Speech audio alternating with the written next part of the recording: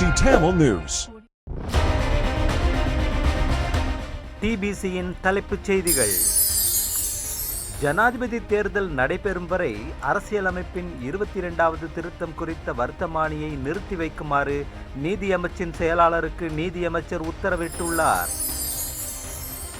எதிர்வரும் வாரங்களில் பாராளுமன்றத்தில் அரசியலமைப்பு திருத்தம் தொடர்பான எதனையும் சமர்ப்பிக்கப் போவதில்லை என்று அமைச்சர் மஹிந்த அமரவீர தெரிவித்துள்ளார். தேர்தல் ஆணைக்குழுவின் இந்த நடவடிக்கையில் எமக்கு சந்தேகம் எழுகிறது என்று பிரதான எதிர்க்கட்சியின் பிரதம கொறடா லக்ஷ்மன் கிரியல்ல தெரிவித்தார். கனேடிய தமிழர் பேரவை தமிழர்களை பிரதிநிதித்துவப்படுத்த தகுதியற்றது என கனேடிய தமிழர் கூட்டு தெரிவித்துள்ளது.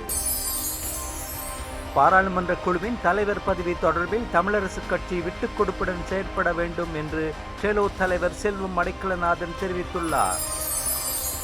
எமது நிலப்பரப்பையோ அல்லது கடற்பரப்பையோ இந்தியாவின் நியாயபூர்வமான பாதுகாப்புக்கு எதிரான விதத்தில் மூன்றாம் தரப்பொன்று பயன்படுத்துவதற்கு இடமளிக்க மாட்டோம் என்று அமைச்சர் ஹலி சப்ரி தெரிவித்துள்ளார். வணக்கம். இன்று ஜூலை 19 வெள்ளிக்கிழமை.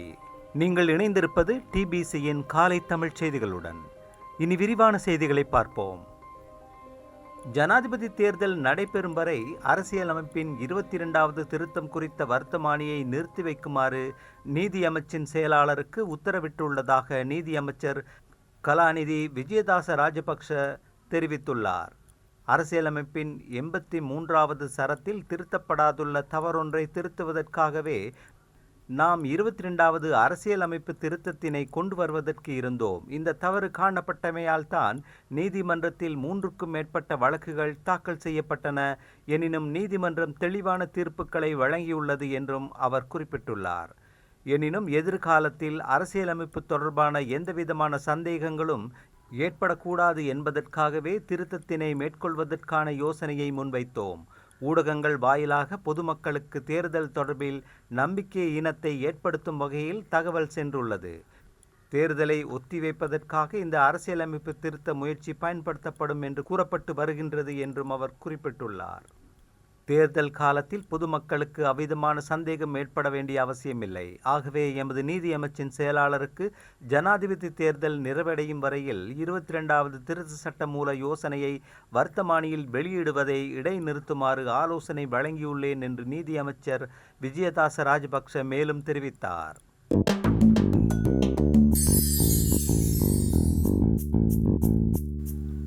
எதிர்வரும் வாரங்களில் பாராளுமன்றத்தின் அரசியலமைப்பு திருத்தம் தொடர்பான எதனையும் சமர்ப்பிக்கப் போவதில்லை என்று அமைச்சர் மஹிந்த அமரவீர தெரிவித்துள்ளார்.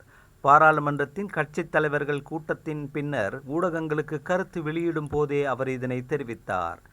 ஜனாதிபதி தேர்தல் திட்டமிட்டபடி நடைபெறும். 19வது திருத்தத்தில் காணப்படும் குறைபாடுகளுக்கு தீர்வை காண்பதற்கான திருத்தங்களை மேற்கொள்ள வேண்டும். எனினும் அந்த விடயங்களை ஜனாதிபதி தேர்தலின் பின்னர் பரிசீலிக்கலாம் என்று அவர் குறிப்பிட்டார். தேர்தல்களை தாமதிக்கும் நோக்கிலேயே அரசியலமைப்பு திருத்தங்கள் கொண்டு வரப்படுகின்றன என்று எதிர்க்கட்சியினர் பிரச்சாரங்களை செய்கின்றார்கள். உண்மையில் தேர்தலை பிற்போடுவது எமது நோக்கமல்ல என்றும் அவர் கூறினார். அந்த வகையில் அரசியலமைப்பில் திருத்தங்களை மேற்கொள்வதற்கான யோசனையை அடுத்த பாராளுமன்ற அமர்வில் எடுத்துக்கொள்வதற்கான நிர்ணயங்கள் செய்யப்படவில்லை. அத்துடன் அந்த திருத்தமானது தேர்தல்களை தடுப்பதை நோக்கமாக கொள்ளவில்லை. அது மட்டுமின்றி அரசியலமைப்பு திருத்தம் வரப்போவதில்லை. அவ்வாறு வந்தாலும் நாம் ஆதரவளிக்கப் போவதில்லை என்றும் அவர் தெரிவித்துள்ளார்.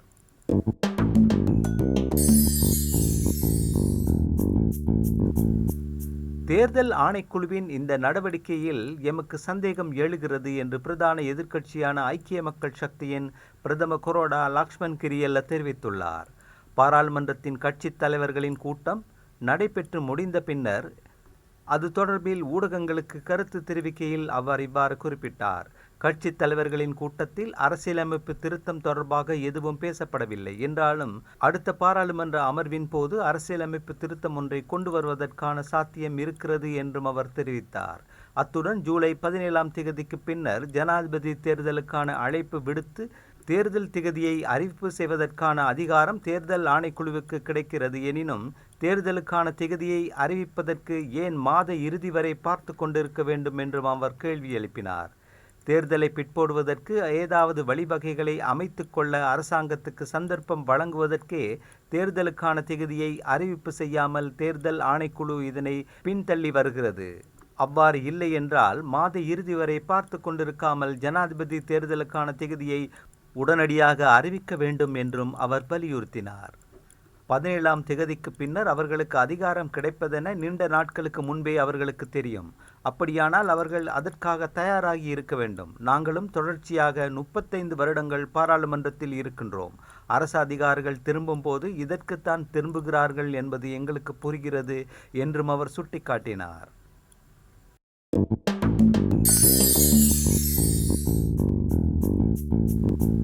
தமிழர்களை பிரதிநிதித்துவப்படுத்த தகுதியற்றது கனடிய தமிழர் பேரவை என கனடிய தமிழர் கூட்டு தெரிவித்துள்ளது. ஈழம் முதல் கனடாவின் அனைத்து பகுதிகளிலும் வாழும் தமிழர்கள் கனடிய தமிழர் பேரவையில் நம்பிக்கை இழந்துவிட்டனர். பொறுப்புக்கூறல், ஜனநாயக வெளிப்படைத்தன்மை, சட்ட நியமனங்களின் அடிப்படையிலான நிர்வாகம் ஆகிய அடிப்படை கோட்பாடுகளுடன் கனடிய தமிழர்களை பிரதிநிதித்துவப்படுத்துவதில் கனடிய தமிழர் பேரவை தொடர்ந்து தோல்வி அடைந்திருப்பதை கனடிய தமிழர் கூட்டு வெளிப்படையாக கண்டிக்கிறது.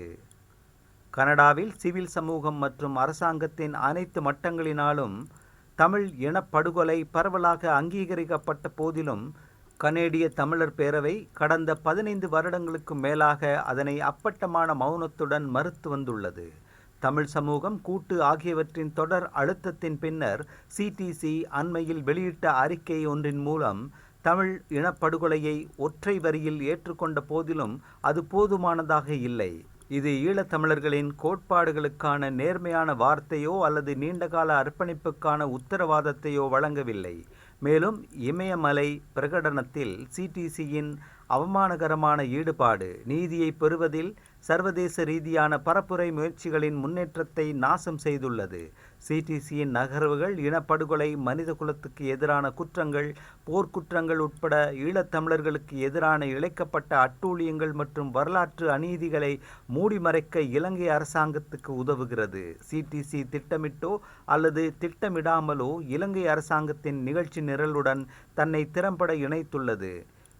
இமயமலை பிரகடனத்தில் பேரவையின் பங்கேற்பு இலங்கையின் போர்க்குற்றவாளியும் கனடாவில் தடை செய்யப்பட்டவருமான முன்னாள் ஜனாதிபதி மஹிந்த ராஜபக்ஷவுடன் ஒளிப்படம் எடுத்ததன் மூலம் மேலும் மோசமடைந்தது.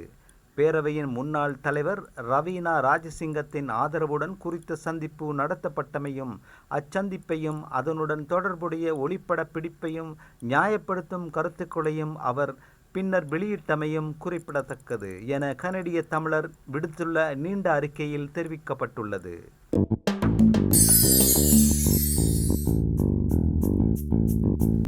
அடுத்த வார இறுதிக்குள் ஜனாதிபதி தேர்தலுக்கான திகதியை அறிவிக்க உள்ளதாக தேர்தல்கள் ஆணைக்குழுவின் தவிசாளர் RMAL ரத்நாயக்க தெரிவித்துள்ளார்.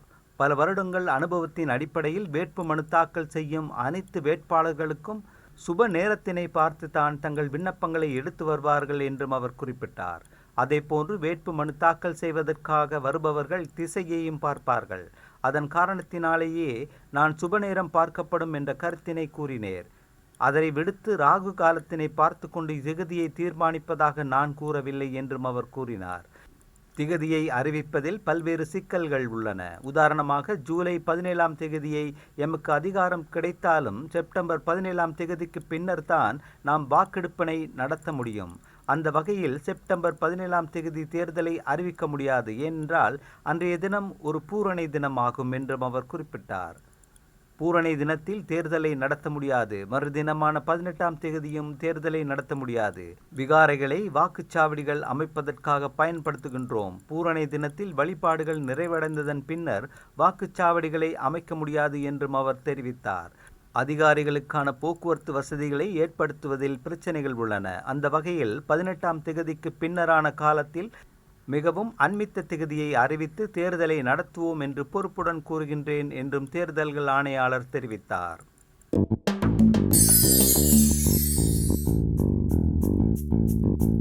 தமிழீழ விடுதலை புலிகள் இருந்த யுத்த காலத்திலேயும் பாடசாலைகளை மூட இடமளிக்கவில்லை என வெளிநாட்டு வேலைவாய்ப்புகள் அமைச்சர் மனுஷ நாணயக்கார தெரிவித்துள்ளார்.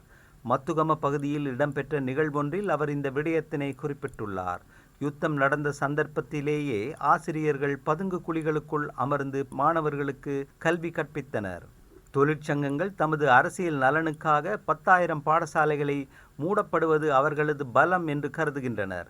யுத்த காலத்தில் விடுதலை புலிகள் பாடசாலைகளை மூடுவதற்கு இடமளிக்கவில்லை என்றும் அவர் கூறினார்.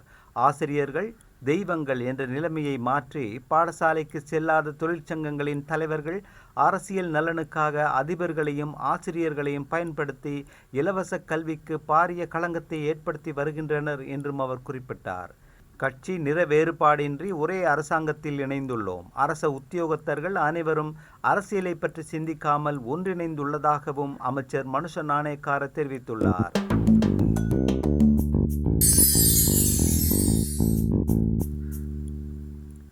பாராளுமன்ற குழுவின் தலைவர் பதவி தொடர்பில் இலங்கை தமிழரசு கட்சி விட்டுக்கொடுப்புடன் செயற்பட வேண்டும் என்று டெலோ தலைவரும் வன்னி மாவட்ட பாராளுமன்ற உறுப்பினருமான செல்வம் அடைக்கலநாதன் தெரிவித்துள்ளார். முல்லைத்தீவில் நேற்றைய தினம் ஊடகங்களுக்கு கருத்து வெளியிடும் போதே அவர் இவ்வாறு தெரிவித்தார்.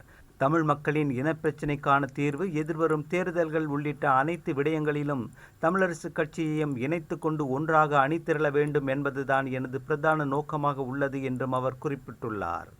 அந்த நோக்கத்தினை தமிழரசு கட்சியில் உள்ள பலர் ஏற்றுக்கொண்டு ஒத்துக்கொண்டுள்ளனர். அவ்வாறு இருக்கையில் அனைத்து விடயங்களையும் தமிழரசு கட்சியை வைத்துக் கொள்ள வேண்டும் என்ற நிலைப்பாடு காணப்படுகின்றமையானது ஒற்றுமை காணல் நீராக செல்வதற்கான வாய்ப்பினையை ஏற்படுத்தும் என்றும் அவர் சுட்டிக்காட்டினார். பாராளுமன்ற குழுவின் தலைவர் பதவிக்காக பிரிந்து செல்வது என்பது முக்கிய விடயமல்ல.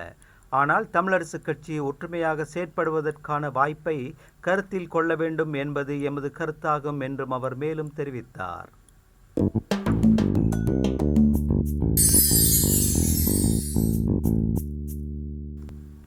எமது நிலப்பரப்பையோ அல்லது கடற்பரப்பையோ இந்தியாவின் நியாயபூர்வமான பாதுகாப்பு அக்கறைகளுக்கு எதிரான விதத்தில் மூன்றாம் தரப்பொன்று பயன்படுத்துவதற்கு நாம் ஒருபோதும் இடமளிக்க மாட்டோம் என்று வெளிவிவகார அமைச்சர் அலி சப்ரி தெரிவித்துள்ளார். சீனாவுக்கு சொந்தமான ஆய்வு கப்பல்கள் இலங்கை கடற்பரப்பில் தரித்து நின்று ஆய்வு நடவடிக்கைகளை முன்னெடுப்பதற்கு அனுமதி கோருவதும் அதனை அனுமதிப்பது இந்தியாவின் பாதுகாப்பு நலன்களுக்கு பாதிப்பை ஏற்படுத்தக்கூடும் என இந்தியாவுக்கு சார்பான தரப்புகள் மறுதளிப்பதுமான சம்பவங்கள் கடந்த ஓரிரு ஆண்டுகளில் சில தடவைகள் பதிவாகியிருக்கின்றன. இந்நிலையில் சர்வதேச ஊடகம் ஒன்றுக்கு வழங்கியிருக்கும் நேர்காணலில் இது குறித்து எழுப்பப்பட்ட கேள்விக்கு பதிலளித்திருக்கும் அமைச்சர் அலி சப்ரி, இந்தியாவின் நியாயமான பாதுகாப்பு அக்கறைகளுக்கு புறம்பான விதத்தில் இலங்கை மண்ணிலோ அல்லது கடற்பரப்பிலோ மூன்றாம் தரப்பொன்று செயற்படுவதற்கு ஒருபோதும் இடமளிக்கப் போவதில்லை என்று உறுதியாக தெரிவித்துள்ளார். எமது அயலகத்தில் எந்தவொரு தரப்பினரும் எந்தவிதமான போர் விளையாட்டுகளிலும் ஈடுபடுவதற்கு நாம் அனுமதிக்க மாட்டோம் எனவும், இந்தியா பிரிக்ஸ் போன்ற சில பொது கட்டமைப்புகளில் சீனாவுடன் இணைந்து பணியாற்றுவதைப் போன்று இலங்கையும் அதன் ஏனைய பங்காளிகளுடன் இணைந்து செயலாற்ற விரும்புகிறது எனவும் அவர் சுட்டிக்காட்டியுள்ளார்.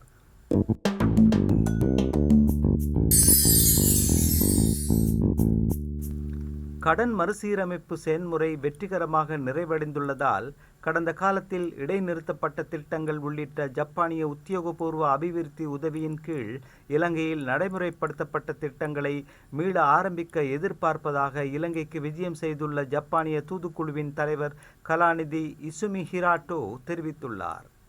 சர்வதேச நாணய நிதியத்துடன் கைகோர்த்து உத்தியோகபூர்வ கடன் வழங்குநர்கள் குழுவுடன் இணைந்து மிக குறுகிய காலத்தில் மேற்கொள்ளப்பட்ட வெற்றிகரமான கடன் மறுசீரமைப்பு உடன்படிக்கைகளை எட்டியதன் ஊடாக ஜனாதிபதி ரணில் விக்ரமசிங்காவின் தலைமைத்துவத்தின் மீது சர்வதேச சமூகம் கொண்டுள்ள நம்பிக்கையை பிரதிபலிக்கிறது என்றும் அவர் குறிப்பிட்டார். இலங்கைக்கு வருகை தந்துள்ள வீடமைப்பு, நிர்மாண மற்றும் நகர்ப்புற துறைகளின் பிரதிநிதிகள் அடங்கிய ஜப்பானிய உயர்மட்ட குழு ஜனாதிபதி அலுவலகத்தில் ஜனாதிபதி ரணில் விக்ரமசிங்காவை சந்தித்தது. இலங்கையில் உத்தியோகபூர்வ அபிவிருத்தி உதவியின் கீழ் ஜப்பானினால் அறிமுகப்படுத்தப்பட்ட திட்டங்களை மீள ஆரம்பிப்பது மற்றும் இலங்கையில் புதிய முதலீட்டு வாய்ப்புகள் தொடர்பிலும் இங்கு விரிவாக கலந்துரையாடப்பட்டது. இலங்கை அடைந்துள்ள பொருளாதார முன்னேற்றம் குறித்தும் சர்வதேச நாணய நிதியத்துடன் செயற்பட்டு உத்தியோகபூர்வ கடன் வழங்குநர்கள் குழுவுடன் இணைந்து மிக குறுகிய காலத்தில் கடன் மறுசீரமைப்பு உடன்படிக்கைகளை வெற்றிகரமாக மேற்கொண்டமை தொடர்பிலும் ஜப்பான் பிரதிநிதிகள் ஜனாதிபதிக்கு தமது பாராட்டுகளை தெரிவித்தனர். கடன் மறுசீரமைப்பு செயற்பாட்டின் போது கடன் வழங்குநர்களுடன் கலந்துரையாடல்களை நடத்துவதற்கு ஜப்பான் இலங்கைக்கு வழங்கிய ஆதரவை நன்றியுடன் நினைவு கூர்ந்த ஜனாதிபதி, கல்வி, விவசாய, நவீனமயமாக்கல் உள்ளிட்ட பல்வேறு துறைகளில் இரு நாடுகளுக்கும் இடையிலான பொருளாதார ஒத்துழைப்பை மேலும் மேம்படுத்தி நெருக்கமான உறவுகளை ஏற்படுத்துவதற்கு இலங்கை அர்ப்பணிப்புடன் இருப்பதாகவும் தெரிவித்தார். அதற்காக தற்போதைக்கு நிறுத்தப்பட்டுள்ள ஜப்பானிய ஒத்துழைப்பின் அடிப்படையில் நடைமுறைப்படுத்தப்படும் திட்டங்களை மீள ஆரம்பிப்பது முக்கியம் எனவும் ஜனாதிபதி குறிப்பிட்டுள்ளார். அந்த செய்தியோடு நிறைவுக்கு வருவது டிபிசியின் இன்றைய காலை தமிழ் செய்திகள். மீண்டும் மாலை செய்திகளோடு மீண்டும் சந்திப்போம். வணக்கம்.